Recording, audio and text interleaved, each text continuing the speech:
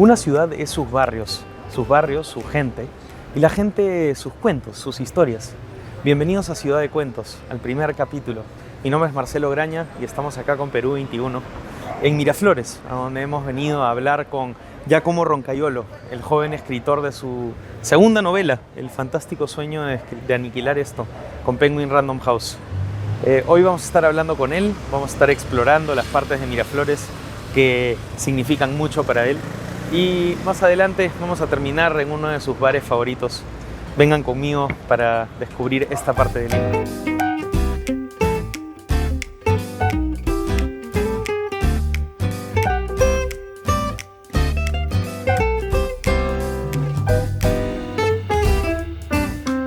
Bueno, Giacomo, bienvenido al programa Ciudad de Cuentos.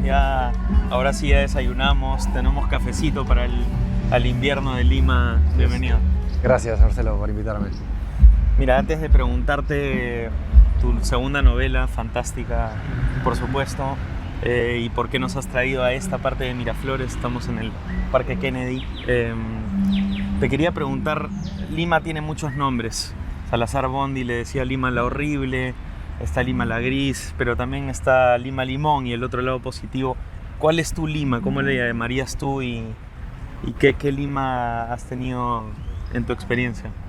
Sí, bueno, para mí Lima fue todo, porque es la ciudad de la cual no me moví durante un poco más de 30 años, ¿no? O sea, como que hice toda mi vida acá, estudié, tuve amigos, quise distintas casas familiares.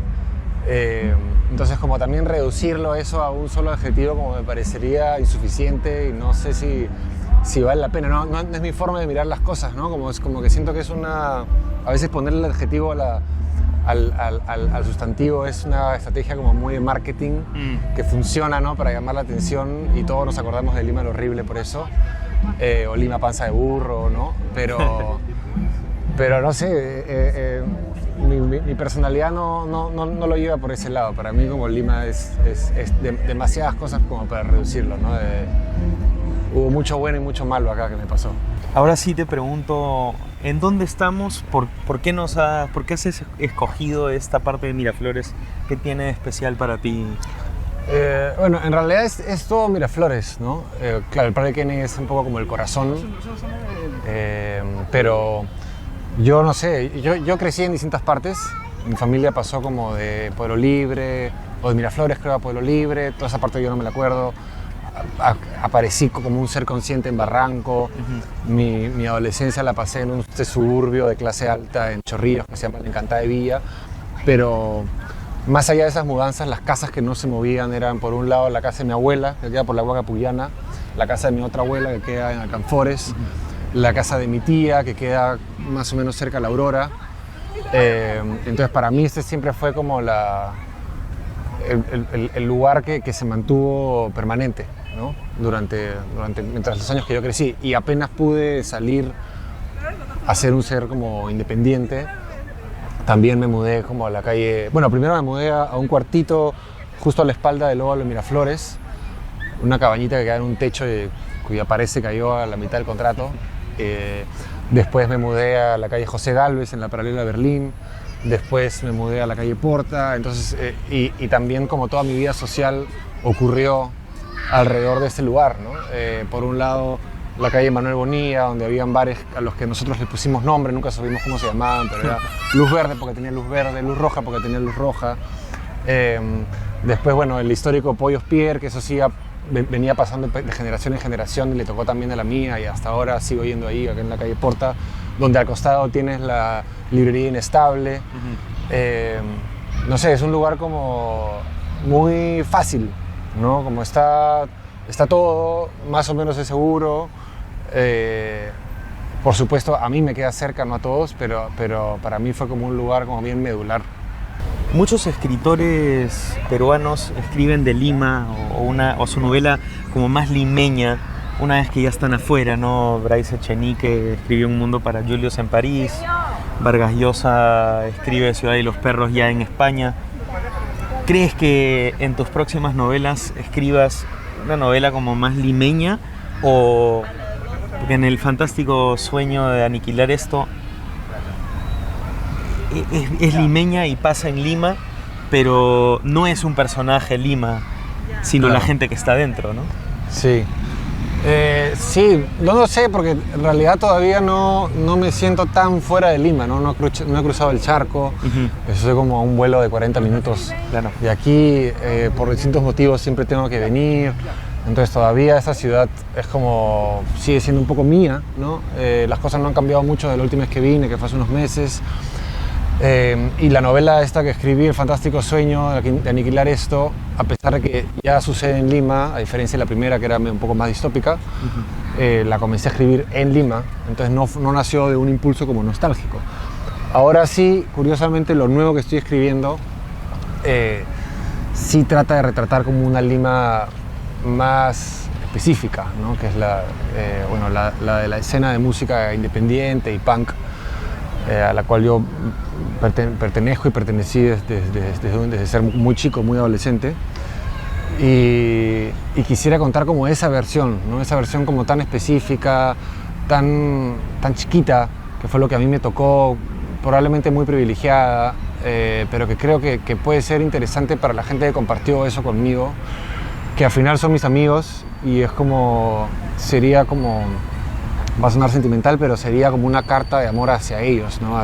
Hacia ese universo que compartimos, esos bares, esos conciertos, ese ruido y ese desorden como adolescente que estiramos a lo largo de nuestros 20 y casi nuestros 30, y algunos seguimos ahí, ¿no? Yo sigo tocando y quiero como hablar de eso ahora.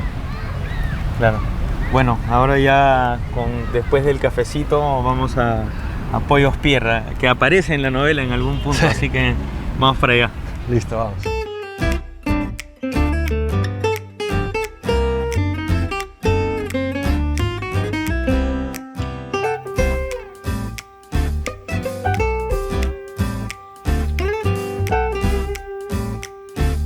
Bueno, ya como salud. Salud. Ahora sí en Pollo Pierre, que es un lugar especial para ti, creo yo, salió en la novela, una partecita.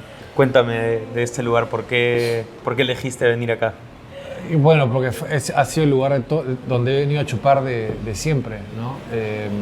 Y donde la gente, digamos, de mi edad, no específicamente de mi círculo, pero como de mi onda, vino siempre a beber, a celebrar cumpleaños, a comer un menú en la tarde.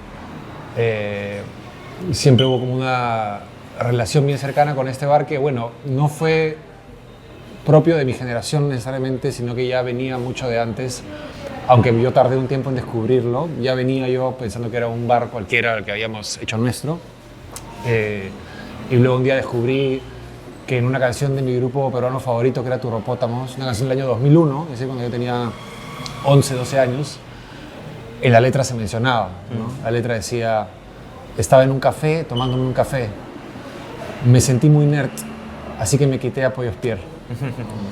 Entonces, antes de eso ya yo no sé de dónde vino el bar o cuándo se fundó ni nada, pero sí me dice que fue un bar que pasó de generación en generación, digamos, entre la gente más o menos, no sé, que pertenecía un poco a la escena de la música, a la escena cultural, o que simplemente eran universitarios buscando un lugar barato, ¿no? Que es lo que yo creo que define un poco a los bares de mi adolescencia y primera juventud, ¿no? Que la chela fuera barata.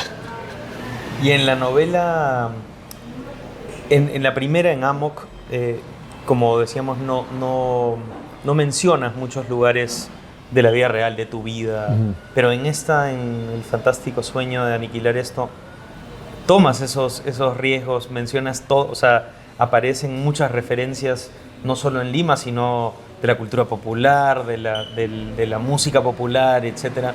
Sí. ¿Cómo fue ese proceso? ¿Dijiste ya es natural, lo voy a mencionar todo?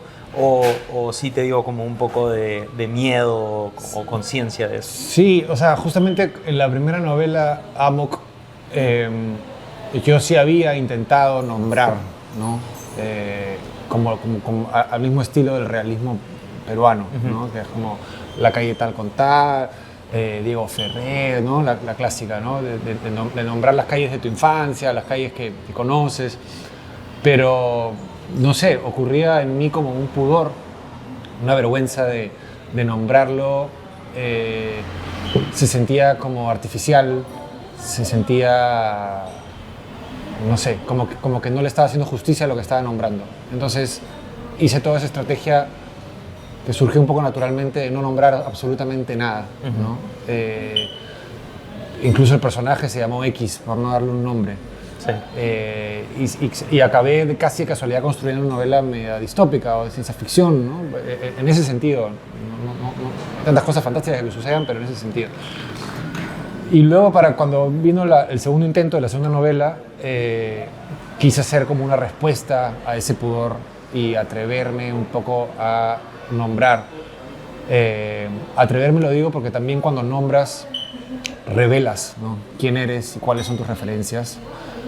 Y eso a mí me causaba cierta incomodidad, cierta incertidumbre de también poder aprender a reconocer quién soy y de dónde vengo, y cuáles son mis calles, ¿no? Y cuáles son mis bares.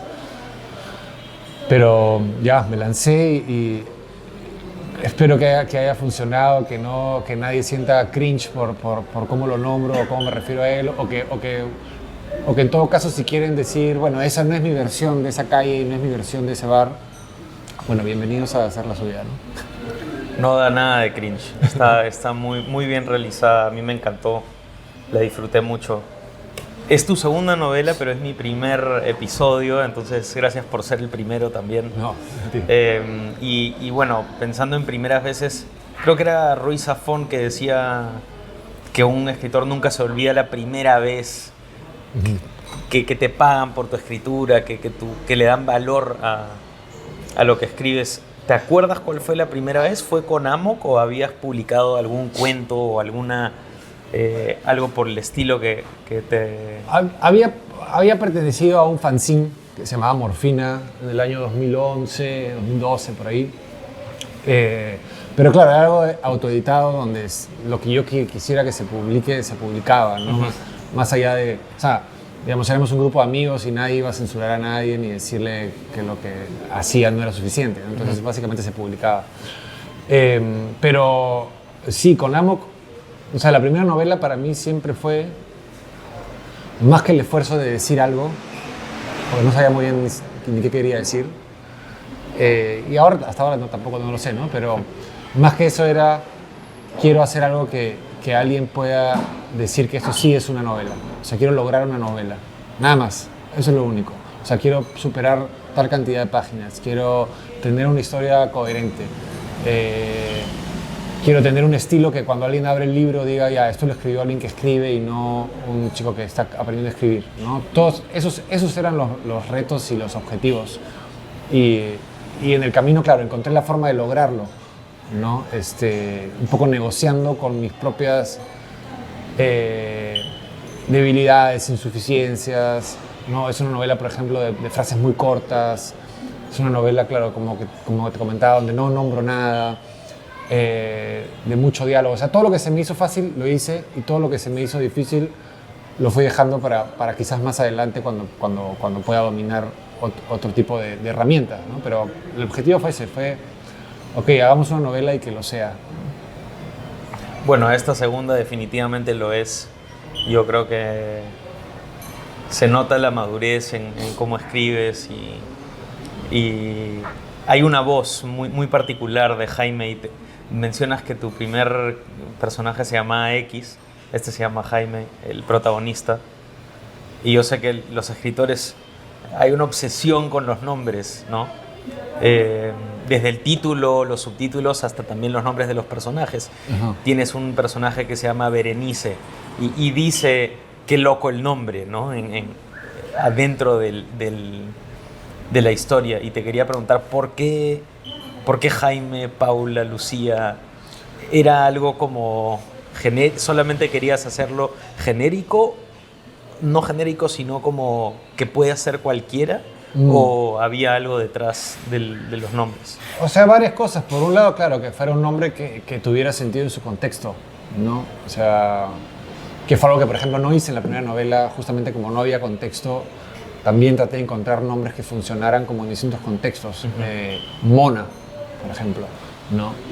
Como medio agringado, pero también medio latino. Claro. En este caso era una novela limeña y quería que los nombres fueran un poco castizos. Pero, y más allá de eso, simplemente hay como una cosa sonora, ¿no? Que en realidad no sé si tiene como una base tan objetiva. Uno podría decir como la fonética, las consonantes fuertes y las que son más suaves. Por ejemplo, Paula a mí me parece como un nombre muy redondo. Jaime me parece un nombre como más raspado, ¿no? Pero yo creo que más, o sea, aunque lo puedas como explicar a través de eso, en realidad tiene que ver con la propia experiencia que uno tiene con ese nombre, ¿no? Y lo que ese nombre le suscita, las emociones. Entonces, un poco ahí fui plasmando los nombres y también ya a un nivel de detalle más adelante, cambiando muchos nombres porque, como hay varios personajes, no quería que se confundieran, ¿no? Por ejemplo, en un momento había un Mateo y había un Martín. Y decía, ya, pero para como es un personaje que no aparece tanto, se aparece de nuevo, podrían pensar que es diferenciar, ¿no? Entonces cambié un Mateo por Sergio. Para Mateo y Sergio son justamente mis dos roommates, ¿no? Entonces primero leí el nombre de un roommate, el roommate de la novela, y cuando me di cuenta que se parecía mucho a Martín, lo cambié por Sergio, que era mi otro roommate, que ahí sí se diferenciaba Sergio Martín, no había ninguna confusión. Entonces distintos elementos que hacen que uno... Pero no es tan importante tampoco, creo. Sí me gusta el nombre Jaime, creo que es un buen nombre para un protagonista. Y me gusta el nombre Paula para la chica, para el amor del protagonista. Y estaba pensando, para esta novela, ¿cómo fue? Bueno, primero, antes que nada, creo que nos hemos pasado una parte importante que es, ¿cómo dirías tú de qué se trata? Si lo podrías reducir en una oración o un par de oraciones cortas. Bueno, de alguna forma es un clásico thriller en el que una mujer, en este caso una adolescente, desaparece y hay que buscarla, ¿no? Eso es como lo podría hacer la serie Twin Peaks de David Lynch y tantas otras películas en las que la desaparición de una mujer se usa como un MacGuffin, ¿no? que hace avanzar la trama. Ahora, no quería tampoco quedarme solamente en eso, ¿no? Entonces, de alguna forma ese es el disparador del inicio de la novela. Y por supuesto no quiero contar mucho de qué trata porque al ser un thriller tiene muchos giros y muchos datos escondidos y una dosificación de información que es interesante experimentarla más que te la cuenten. Pero sí, a partir de ese disparador sí quería que la novela tuviera más temas, más campos, ¿no? que explorar. Entonces bebe mucho de la ciencia ficción cyberpunk, por ejemplo, ¿no? y la relación con las nuevas tecnologías, que algunas ya no son tan nuevas, pero una reflexión como ya más que thriller, como simplemente naturalista casi, pero del siglo XXI, ¿no? de qué significa ser una persona que crece metida en Internet. Eso, por ahí. Y bueno, hablando de Internet, creo que ese es un poco como quizás el centro de la otra. Tú dices, es un thriller por un lado y de la otra parte, del otro lado también es la vida de un joven que no se dice exactamente qué hace o su profesión, aunque se nota que escribe o participa en algún... Pero por ese lado es como su relación con el Internet, ¿no? Y la relación de nuestra generación con el Internet, la gente que tiene 30. ¿Cuáles crees? Porque hablan mucho de los riesgos de Internet, de todas las cosas que hay malas, pero también buenas. ¿Qué dirías que son los riesgos de esta nueva generación que ya vive en Internet, no solamente como lo vivíamos tú y yo, sino existen en TikTok y pasan todo el día en estos canales de todo tipo? O sea, ¿qué va a pasar con...? Hay una oración en tu libro que habla de lo que podría pasar y que se viene el fin del mundo prácticamente. Que las horas que uno pierde en el celular o en cualquier pantalla, se aproxima el fin del mundo, ¿no? Claro. ¿Qué se viene para...? ¿Es como una forma de pronosticarlo o crees que simplemente Jaime era lo que pensaba en ese momento? O sea, digamos, creativamente me interesa el tema. Yo no sé necesariamente si eso es lo que se viene, ¿no? Pero a nivel como de ficción, sí me parece interesante empezar a ver cómo... Claro, yo no soy un nativo digital, pero sí descubrí Internet muy temprano, ¿no? Como a los 9 años. Pero esos 9 años iniciales sin Internet sí me permitieron como entender que hay una diferencia entre el afuera y el adentro de Internet, ¿no? Y había una frontera como muy clara y habían tiempos muy restringidos. Ni siquiera existía todavía la tarifa plana. Entonces tú te metías a Internet 1 hora al día y luego se cerraba el Internet, ¿no? Y poco a poco esa frontera se ha ido borrando. Vino la tarifa plana, vino el internet en el celular, vino la tarifa plana del internet en el celular, ¿no? Y ahora como es cada vez más difícil determinar qué ocurre adentro y qué ocurre afuera y si acaso tú eres algo distinto de lo que muestras dentro de internet, ¿no? Como las identidades beben tanto de lo que haces en el mundo real como lo que haces en el mundo cibernético, por llamarlo de alguna forma.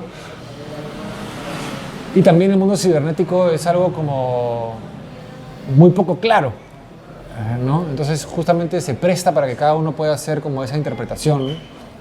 Y yo creo que coincidimos en algunas, ¿no? Yo creo que todos lo imaginamos como un campo, como un espacio, a pesar de que no lo es, no existe como tal, pero es como lo imaginamos. Entonces, por supuesto no soy el único, y hay muchos autores y ficciones que preceden esa idea de imaginar cómo es ese campo, ¿no? Cómo se ve, o sea, desde la propia Matrix, ¿no? A veces la gente no lo recuerda porque Matrix evoluciona muy rápido y ya en la segunda película casi no ves el mundo real. Pero el inicio de Matrix es un hacker, ¿no? Que empieza a tener contacto con alguien por un chat y a través de eso entra la nueva realidad, que digamos que es la realidad del código. Me interesaba como explorar eso. Ahora, yo no soy ningún experto, entonces también el reto era ese, ¿no? Cómo hablar de algo que no conozco, consistió como en sincerar justamente esa visión, ¿no? El protagonista es alguien que no entiende lo que está pasando. Claro.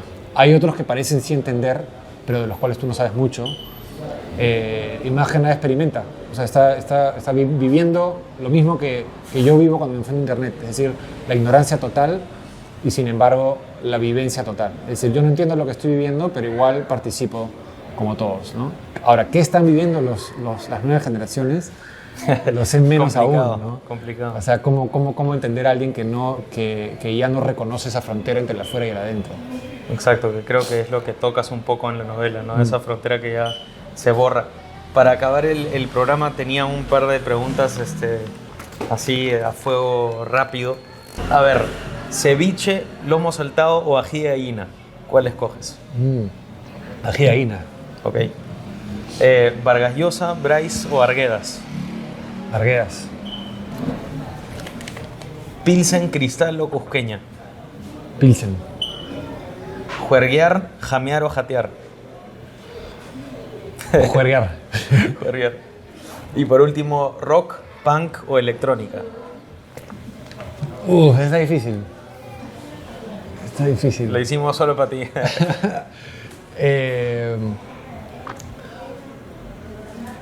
Ya. ¿Puedo elegir dos? Elige. Rock y electrónica. Ya. Rock y electrónica, sí. Pensé que podrías decir punk en una de esas. O sea, es que el punk está un poco incluido dentro del rock, pero ya no es... Fue muy importante en una época. Fue muy importante. Ahora sí. Como soy digamos, me gusta más cosas. Antes solamente me gustaba eso. Claro. No escuchaba nada más, pero ahora sí me gusta mucho el rock en general y lo veo muy conectado a la electrónica. Y cuando digo electrónica, quizás quienes sí son fanáticos de electrónica dirán que, porque claro, yo no soy alguien que escucha sets de electrónica, ni que va a raves, ni eso, pero me gusta la música electrónica como canción, ¿no? O sea, el ejemplo más básico y clásico es Daft Punk, ¿no? Es una canción de 5 minutos, pero electrónica. Sí. No es un set de 40 minutos, pero ese tipo de electrónica, o The Blaze hoy que es una banda chévere, lo que fue Justice, ese tipo de electrónica sí me seduce mucho. Bueno, Giacomo, muchísimas gracias. No, salud. Salud de nuevo y ha sido un primer capítulo que he disfrutado mucho. Ya hasta pronto al próximo capítulo. Esto ha sido Ciudad de Cuentos con Perú 21. Mi nombre es Marcelo Graña. Los saludo a la próxima vez. Gracias.